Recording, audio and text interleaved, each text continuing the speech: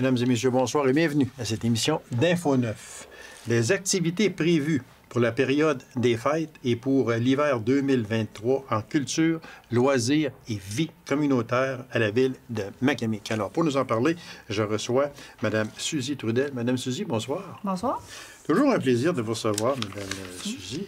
Puis, comme je le dis tout le temps, ça bouge énormément. Parce que quand je vous demande, bon, mais avez-vous quelques sujets qu'on pourrait parler? Maintenant, oui, pas mal. Mais ça prouve que ça bouge, que ça fonctionne. Fait que je tiens à vous remercier toujours pour votre excellente collaboration à cette émission.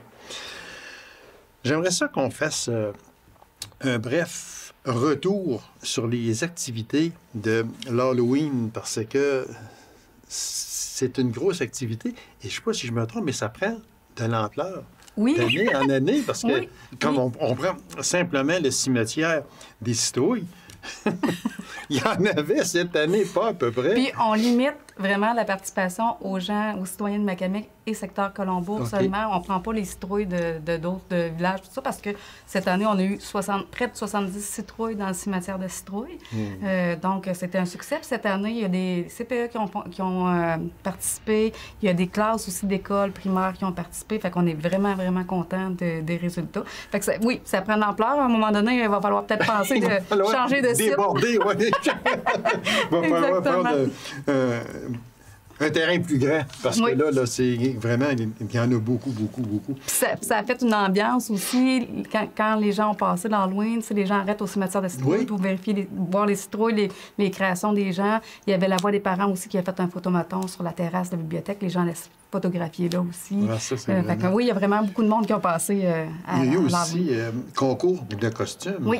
Concours de costumes, c'est vraiment en ligne sur la page Facebook des loisirs de Macamic. Donc, les gens peuvent se photographier et être éligibles à des prix.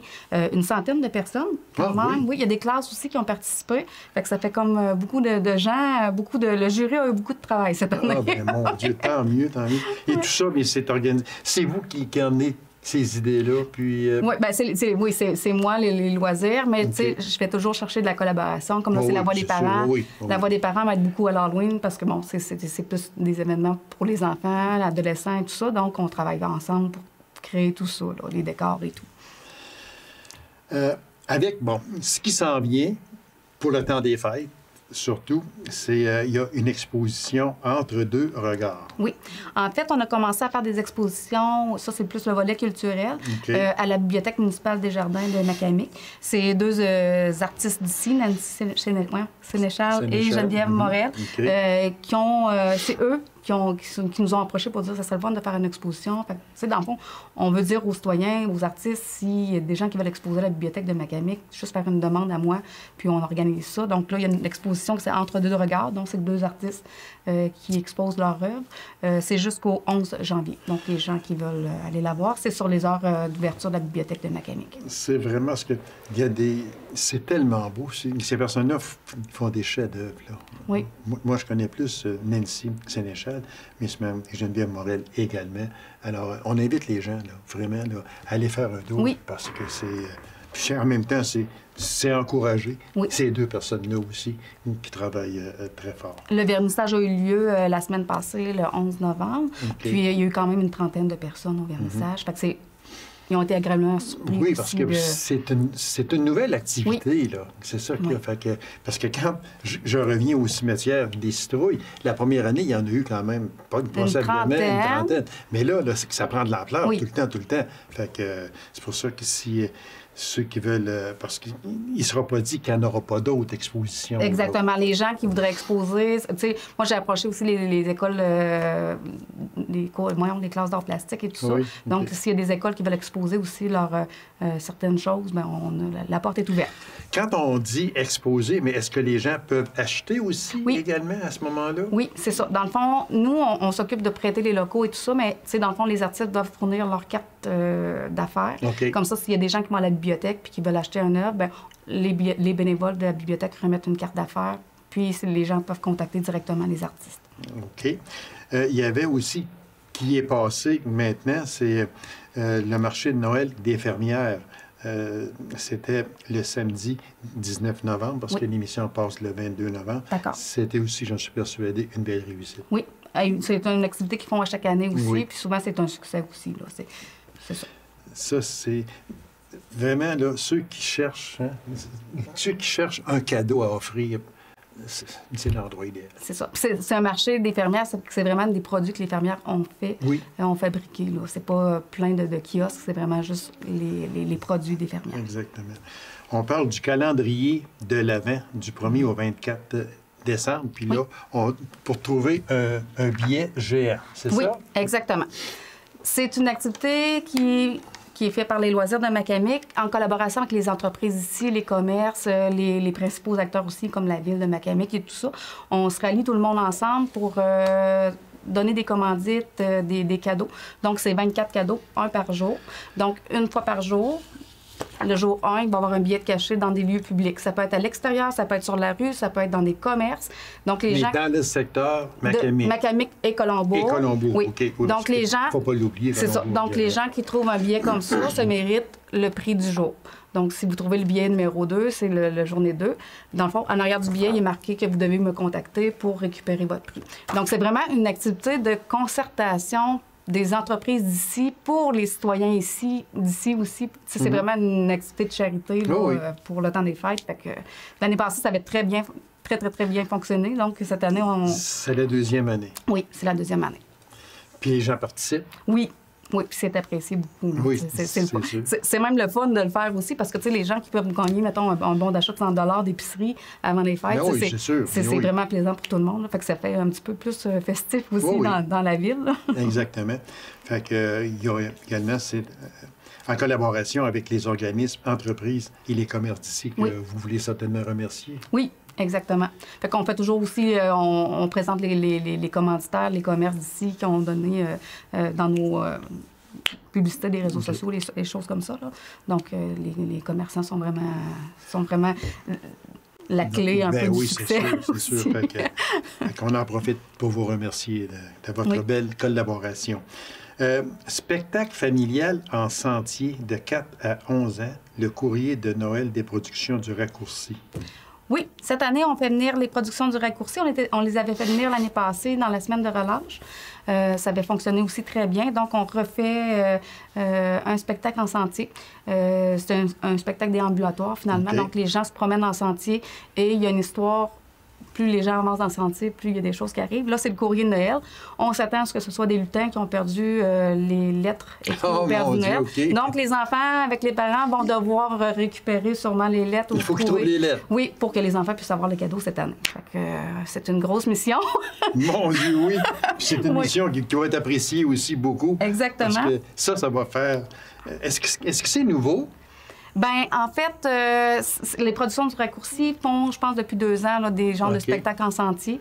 C'est sûr que pendant le temps de la COVID, là, c'était comme un petit peu plus difficile. Mais l'année passée, dans la semaine de relâche, c'était le Dragon des Neiges. C'est un dragon qui était perdu, un œuf. En tout cas, les enfants devaient trouver les œufs, puis ça avait fonctionné. Fait que cette année, on reprend un peu la même formule. C'est le samedi, le 3 décembre, à 14 h. Les places sont limitées parce que un sentier, un conte en sentier, on ne peut pas être sans spectateur parce que si on va entendre l'histoire, faut pas... Okay. Bon, c'est un peu ça. Oui. Fait que dans le fond, c'est important. Les gens ne peuvent pas se présenter directement là pour vraiment inscription obligatoire à l'avance à mon numéro au 782-4604, le poste 275.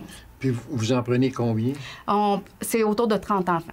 Donc, si les parents veulent inscrire leurs enfants, ce qu'on recommande, c'est souvent juste un adulte pour les enfants. Ou s'il y a des parents qui veulent prendre des enfants des voisins ou des amis, pour qu'il y ait le moins d'adultes possible pour faire... Parce que plus il y a de monde, moins qu'on peut rentrer d'enfants aussi. Là. Fait que le but, c'est pour les enfants, vraiment. Donc, Fait que là, les enfants vont chercher les lettres envoyées au Père Noël qui ont perdu. C'est 2 lutins qui sont un petit peu maladroits. Donc, la Mère Noël, je pense que va aider les enfants à trouver à tout préparer ces erreurs-là, finalement. Puis le sentier, c'est où?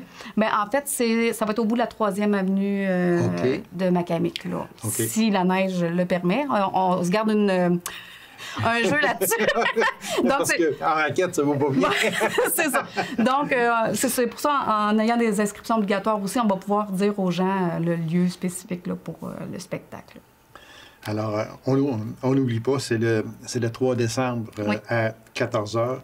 Puis inscription obligatoire, Oui. c'est parce qu'il faut limiter quand même. Alors, vous devez composer le 782-4604, le poste 275, c'est le poste de Mme Trudel.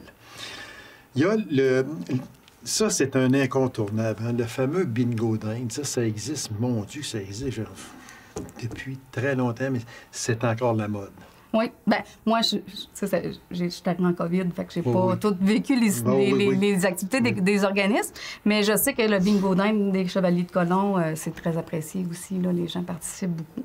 Cette année, c'est le samedi 3 décembre aussi, à 19h, donc dans la journée, il y a le spectacle en sentier et dans la soirée, il y a le bingo d'Inde des Chevaliers de Colomb. La guignolée, bien ça, c'est l'incontournable. Puis moi, j'en profite aussi là, pour remercier encore une fois le Club Lion de Macamé qui s'implique pour essayer de faire passer un heureux Noël à des personnes dans le besoin. Beaucoup. Oui. Fait que encore cette année, c'est Club Lion et ça existe encore pour le dimanche 4 décembre. Oui, de midi et demi à 16h30, je crois. Oui, à 16h30. Puis c'est vraiment ça. du porte-à-porte, donc les lions se déplacent dans les résidences. Oui, puis je vais faire une émission. émission très bientôt aussi OK. là, avec un lion, le M. Thibodeau, là, puis on va expliquer, mais c'est la même recette à chaque année. Là. Vous pouvez acheter un sac à l'épicerie Tradition, puis que vous mettez à la porte chez vous, qui indique que vous avez contribué. En tout cas, de toute façon, ça va être expliqué. Je recevrai le lion Gaétan Thibodeau sur ça. Patin libre festif, c'est le samedi 10 décembre. Oui, ça, c'est nouveau de cette Ben oui, année. c'est nouveau. Oui, on a décidé de faire... on a toujours des patins libres, mais là, on a dit on va faire quelque chose de plus festif. Il va y avoir un petit décor, il va y avoir de la musique de Noël. On invite les gens à avoir un accessoire de Noël ou de se déguiser complètement en Noël. Puis, il va y avoir des petites surprises aussi, là. Fait que c'est une petite soirée, c'est le 10 décembre à 19h le soir. C'est au centre Joachim-Tremblay.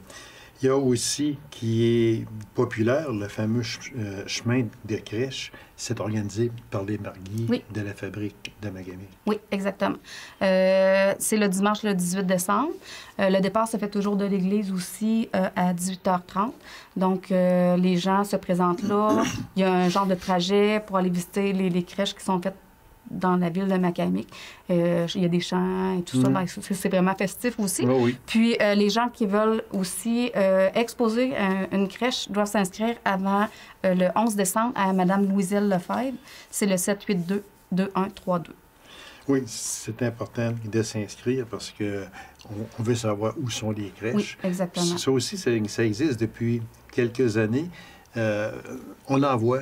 Il me semble qu'on en voit de plus en plus d'année en année.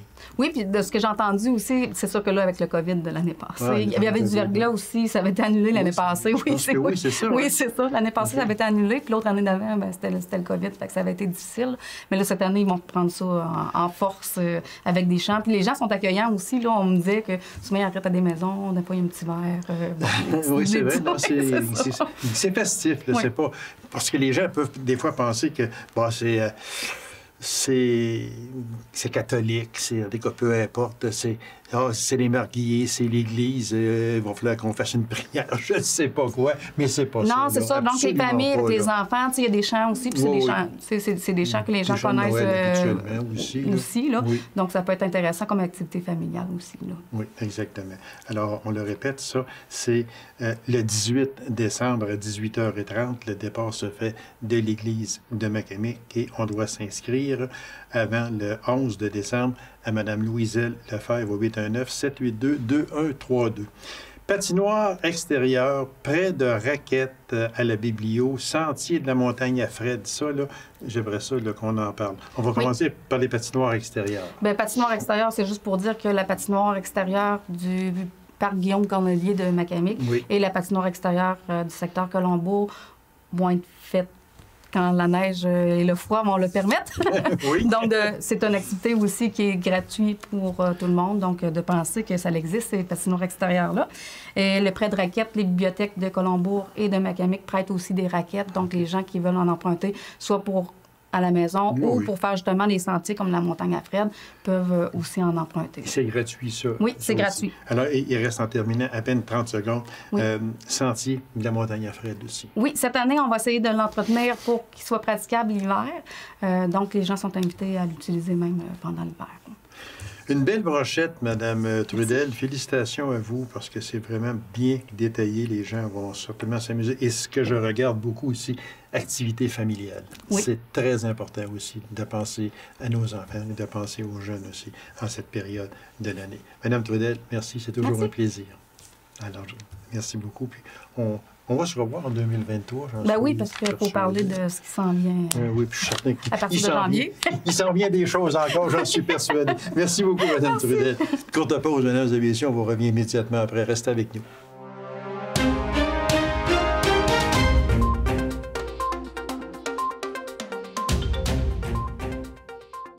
Des nouvelles du centre de croissance d'Abitibi-Ouest qui avait modéré quelque peu ses activités dues à la fameuse pandémie et qui reprend de plus belle aujourd'hui. Alors, pour nous en parler, je reçois la coordinatrice de cet organisme, Mme Karine Bédard. Mme Karine, bonsoir. Bonsoir. Merci d'avoir accepté cette invitation-là. Très gentil à vous. Parlez-moi du centre de croissance. Bon, depuis 2020, on le sait, avec la fameuse pandémie, il y a beaucoup d'activités dans beaucoup d'organismes qui ont modéré, même il y en a qui ont arrêté complètement pour repartir. Au centre de croissance, est-ce qu'on peut dire, d'abord, vous avez arrêté presque tout en 2020? Oui, de mars à juin 2020, on a cessé nos activités, on a cessé de recevoir de la clientèle. OK.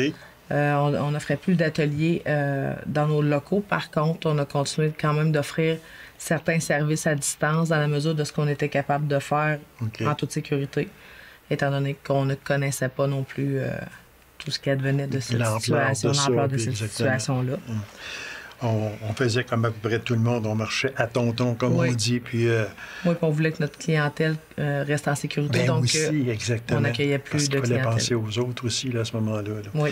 Puis là, actuellement, est-ce que vous avez repris l'ensemble de vos activités? Est-ce qu'on peut dire que c'est reparti comme c'était avant? Oui, bien, dès l'automne, dans le fond, dès l'automne 2020. OK. En juin, on a terminé, on a cessé nos activités pour l'été, pour la période estivale, comme à l'habitude, en juin 2020. Puis, dès l'automne 2020, on a repris nos activités avec un nombre réduit de participants. Nombre réduit, voulu? Oui. OK, voulu. Et non pas des personnes qui avaient décidé qu'ils ne revenaient pas. Bien, il y a des gens qui ont décidé qu'ils ne revenaient pas en raison de la pandémie. Aussi. Ah, okay, et en raison de la pandémie aussi, ça a occasionné certaines craintes.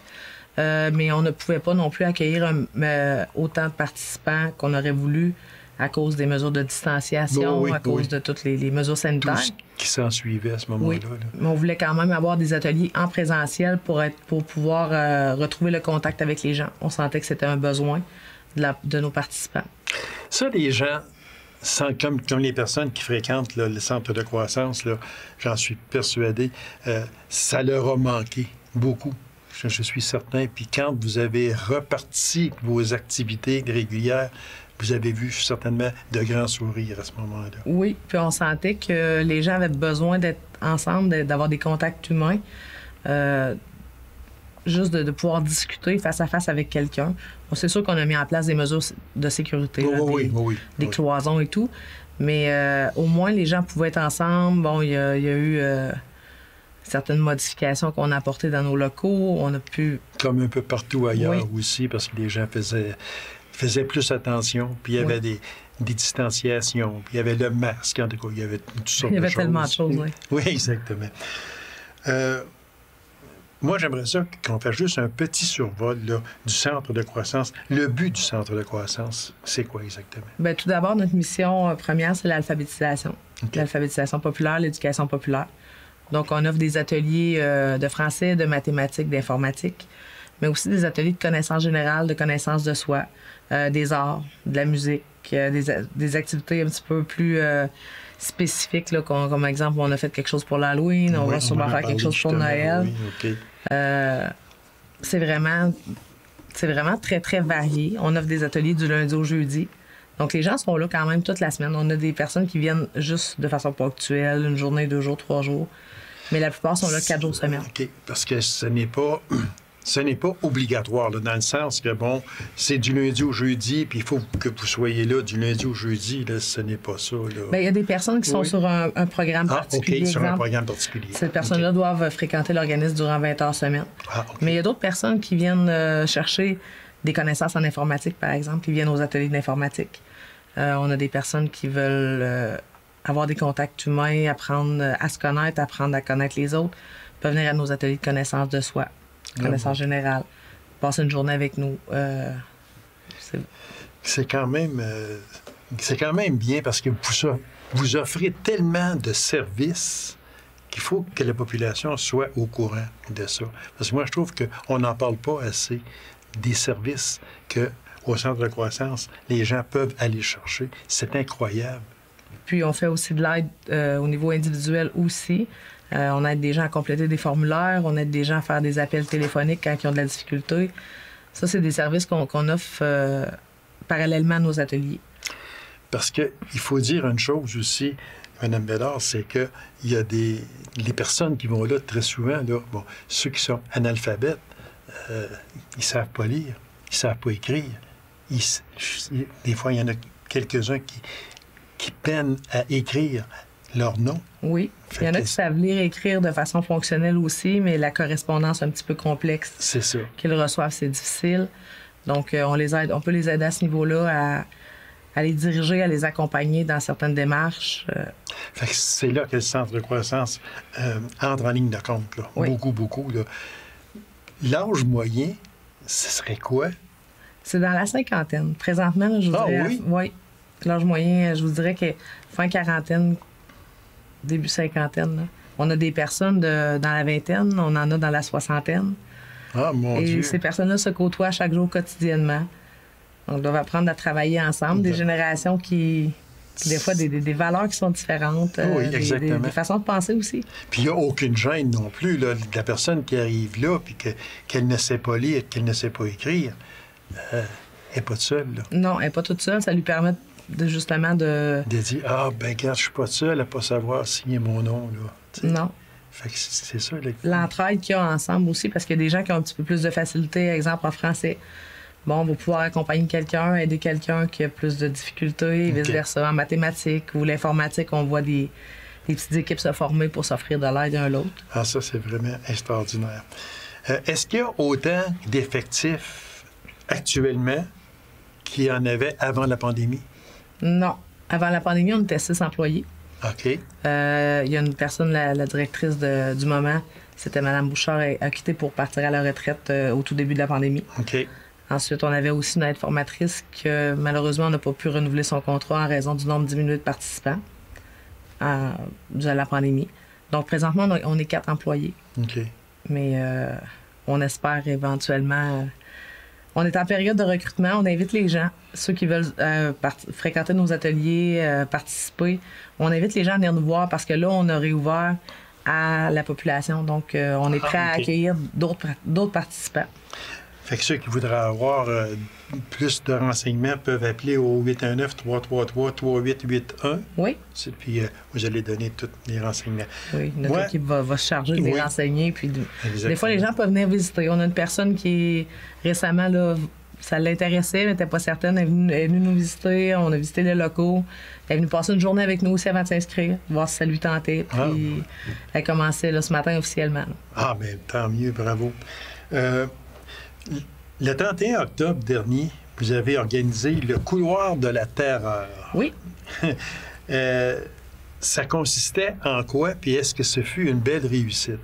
Oui, ça fut une très belle réussite. Ça se trouve à être une activité que nos participants ont organisée pour l'Halloween.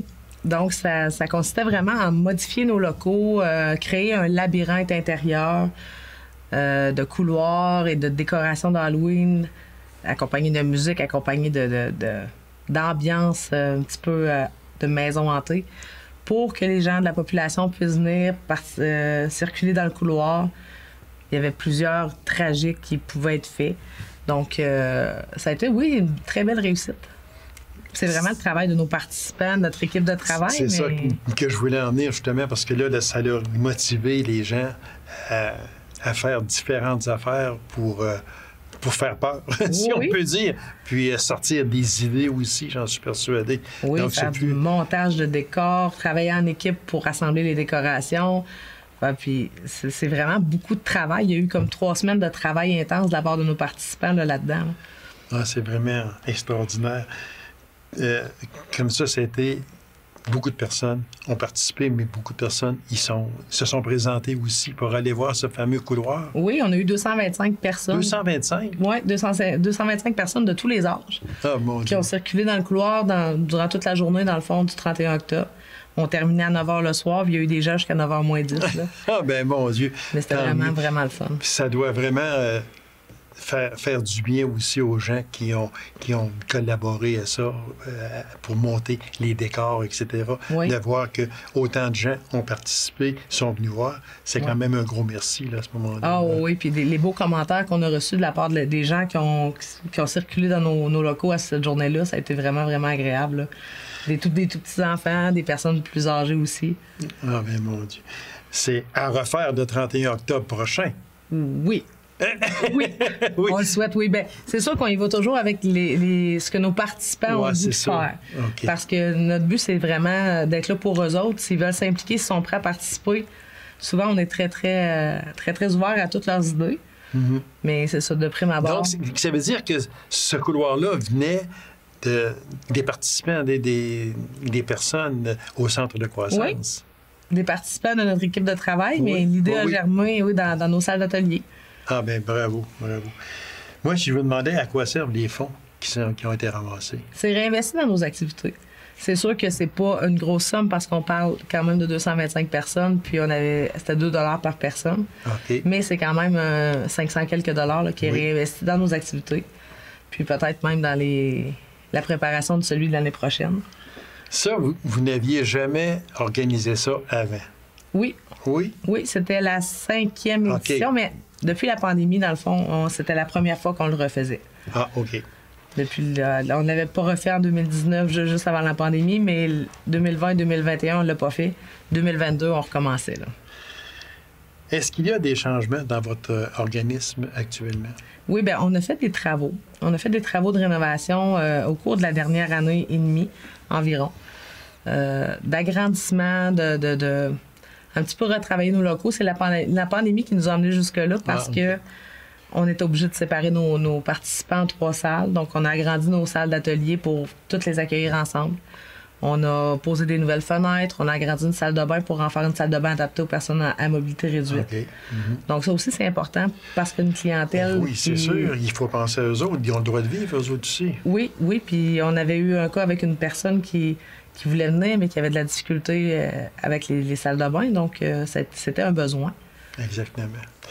Alors, bravo au Centre de croissance et puis félicitations pour toutes ces belles activités. Et il y a Noël qui s'en vient. Très vitement, il reste à peine 30 secondes. Oui, Noël qui s'en vient. Il va se passer quoi? Je ne sais pas encore. Okay. On terminait le couloir. Le formateur, justement, discutait avec les participants cette semaine des activités prévues pour Noël. J'ai entendu parler d'un char allégorique. Ah, OK. Oui, parce qu'il va y avoir une parade. Oui, j'ai entendu parler de ça. Je sais que c'est une idée qui a germé dans la salle d'atelier la semaine passée. Bon, bien, écoutons. À suivre. À suivre. Madame Bédard, merci. Ça fut très agréable. Puis une félicitation à vous et à votre équipe également. Bien, merci beaucoup. C'est un beau travail d'équipe. Oui, exactement. Merci beaucoup. Alors, mesdames et messieurs, merci d'avoir été là. On se donne rendez-vous à une prochaine émission d'Info 9. Au revoir.